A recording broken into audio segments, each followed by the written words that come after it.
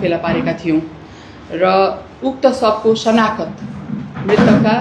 आमा बुवाले चाहिँ यो पिता नारायण तिवारीले दमक नगरपालिका वडा नम्बर 8 बसन्त टोल बस्ने नारायण तिवारीजीले आफ्नो छोरीको भनेर शनाखत गरिदिनु भएको थियो र यो घटना पश्चात यस घटनामा जिल्ला प्रहरी कार्यालय सँगै हाम्रो इलाका प्रहरी कार्यालय दमक र प्रदेश प्रहरी कार्यालय विराटनगरबाट खटिएको प्राविधिक प्रहरी सहितको टोली, नेपाल प्रहरी प्रदेश कार्यालय धरान सुनसरी को संयुक्त प्रहरी टोलीले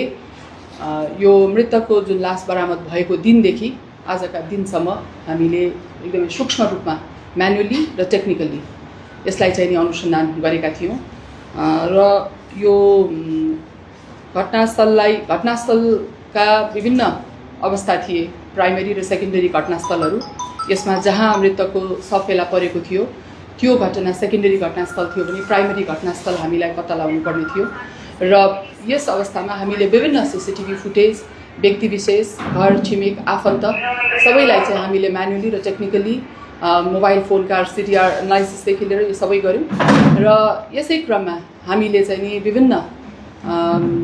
अफवाह आउने खालका समाचारहरू, भ्रामक समाचारहरू समेत मिडियाहरूमा आउनको कारण हामीले प्रेस रिलिजै समेत पनि जारी गर्नु परेको थियो हाम्रो अनुसन्धानलाई प्रभावित भइरहेको छ भन्ने विषयमा। किनकि यस घटना घटाउने अभियुक्त घटना घटाएर जोगबनी नाका हुँदै छिमेकी देशतर्फ गएको भन्नेसम्म हामीले आइसकेको थियो। यहाँ एकदमै भ्रामक समाचारहरू आइरहेको र अभियुक्त उता भागिसकेको अवस्था भएको अवस्थामा हामीलाई यसमा चाहिँ अलिकति संयमित हुनलाई हामीले आग्रह समेत गर्नु परेको थियो। अपराध अनुसन्धानको घटना 100% भएपछि मात्र यसरी हामीले रिलिज गर्ने हो। यो 80% 50% हुँदैन कि 0 हुन्छ कि 100 हुन्छ र आज हामीले 100% यसको इन्भेस्टिगेसनमा मान्छेलाई पक्राउ गरिसकेको अवस्थामा हजुरहरू समक्ष यसरी लिएर आएका छौँ। यसमा चाहिँ सबै घटनाको यो विश्लेषण गर्दाखेरि भारत राज्यको बिहार जिल्ला अररिया ग्राम पञ्चायत सियाकला थाना भरगामा स्थायी वतन भई हाल झापा जिल्ला दमक नगरपालिका वडा नम्बर 5 मा डेरा गरेर बस्ने र टाइल मार्बल फिटिङको काम गर्ने वर्ष 34 को राकेश कुमार पण्डित यस घटनामा संलग्न रहेको यो विभिन्न हाम्रा म्यानुअल र टेक्निकल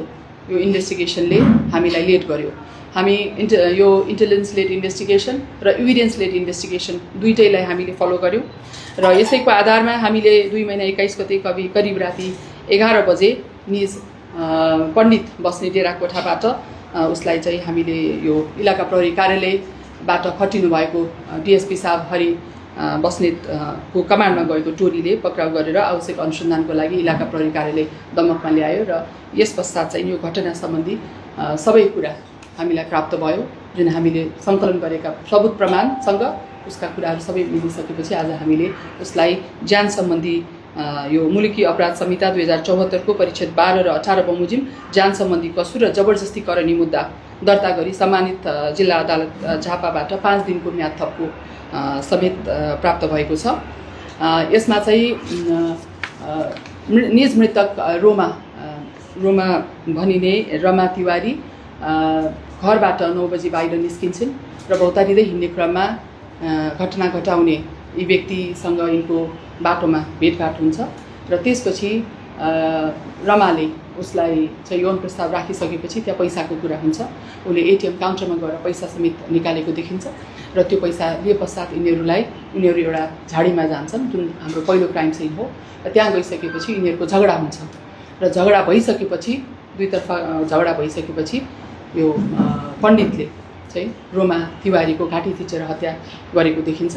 त्यसपछि यसले आफ्नो डेरा कोठामा गई बोरा, घाँटीमा पस्ने पाइप र मोटरसाइकल चेन्ज गरेको देखिन्छ। उसँग 2टा मोटरसाइकल छ र मोटरसाइकल चेन्ज गरेर त्यो मोटरसाइकल र बोरा लिएर आएर फेरि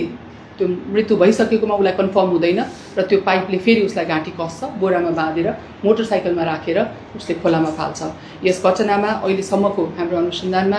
चाहिँ यति देखिएको छ। उसलाई हामीले अरेस्ट गरेका छौँ र सम्पूर्ण म्यानुअल र टेक्निकल एभिडेन्सले पनि